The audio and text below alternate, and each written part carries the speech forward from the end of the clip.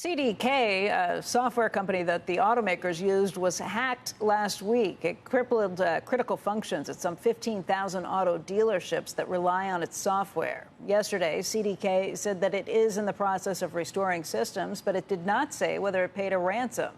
Joining us right now from Michigan is the owner of one of the affected dealerships, Todd Zott. He runs the Zott Auto Group dealer partner. He's also the Detroit Auto Dealers Association president. And Todd, thank you very much for being with us. Hopefully you can walk us through this. I have to admit, I had not heard of CDK before this entire situation happened last week. What are they? What do they do? Yeah, thanks, Becky. Thanks for having me on. Yeah, so CDK provides different software programs for car dealers primarily, and the biggest thing that's effective is our DMS, or our dealer management system. And that system, basically, makes us more productive, helps us with our paperwork, helps us with accounting, rates repair orders electronically, parts tickets electronically, helps us bill out deals and type deals electronically. So yeah, so it's a major inconvenience when this is down. My message is we're still open. As auto dealers, we're a resilient bunch, and we find solutions to difficult problems and workarounds to this type of thing. We do have many systems that are up and running, including our e-contract system through Route 1, and that's primarily what we're using in sales, with a little bit of using PDFs. Back in service, we're using like was reported, pen and paper, and we'll have a little bit of catch up to do once the system comes back online. But yeah, we're open for business today. We're selling cars. We sold a lot of cars over the last 5 days, and we'll be open selling cars here shortly today.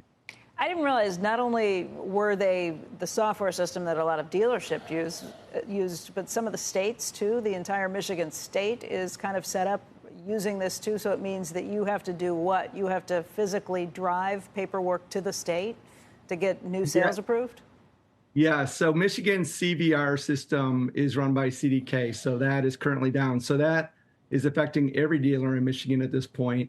So yes, it wasn't that long ago where we used to package. What is the CVR system? It's basically a computerized vehicle registration system. So it allows us dealers to process license plates, registration, at our dealerships, as opposed to going into the office. So it's obviously more productive for us. It's more productive for the Secretary of State of Michigan, and more convenient for the customer because we can typically hand them a plate on that day. But now we have to go down to the office and do it like we used to before the CVR system was around. So what does that mean just in terms of man hours, the less efficient process? I guess you're working around it. How long can you continue to do that? As long as need be? Yeah, we can do it as long as need be. The thing that I'm a little concerned about is we're piling up a bunch of paperwork that's going to need to be put into the system when it comes up. I mean, the good news that was reported over the weekend is that that CDK is in the process of restoring their system, and they're telling us it's going to be days and not weeks. So I think that's good news for us, and we can handle this certainly for a few more days. The company that owns this is a company that was taken private by a Canadian company. That parent company has seen 10% of its stock shaved off as a result of this over the last week. It's a $3 billion Canadian company, so you're talking about hundreds of millions of dollars Canadian. There is word that there was potentially ransom that the hackers were looking for of maybe tens of millions of dollars. Maybe it's something they're willing to pay when you see that kind of damage to the stock. Is this a situation where you're going to look for a new system, or is this system going to be the system no matter what happens to it? Well, typically a system changeover in our industry it's a 6-month process. So it's not anything that's, reasonable to be switching, this week for. That just won't work. So, I think we're going to watch and find out. They're still investigating exactly what happened, and we're going to wait to see those results. Certainly it'll be on our minds when we go to every 5 years we kind of take a look at this.